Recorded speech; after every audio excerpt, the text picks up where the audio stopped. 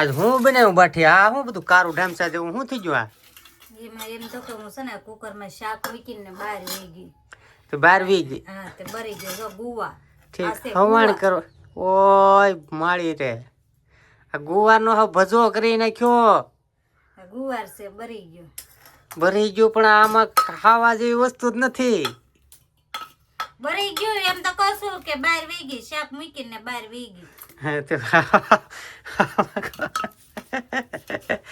ખાવાનું છે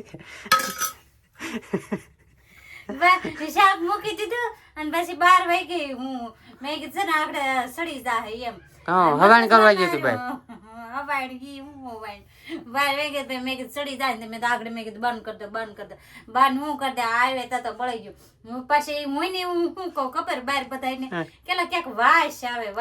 ભરી ગયેલી વાસ આવે પછી એમ નહીં કહેતી મારા જ ઘરવાળી બળી ગયેલી વાસ આવે બોલો ભૂકો બોલા દાદા આ વેડિયમ દેખાડવા લાયક નથી આ વેડિયમ દેખાડવા લાયક નથી બટેટું હા ભાઈ નો ખવાય હો આમાં હું ખાવું હે મેં મારી હાટુ પછી ભાજી કરી છે એટલે તારા હાટુ ભાજી મારે આ ખાવાનું મને એમ નો હાલે કાઢલી હે આમ નો હોય મારી હાટુ મેં બનાવી ભાજી મેથીની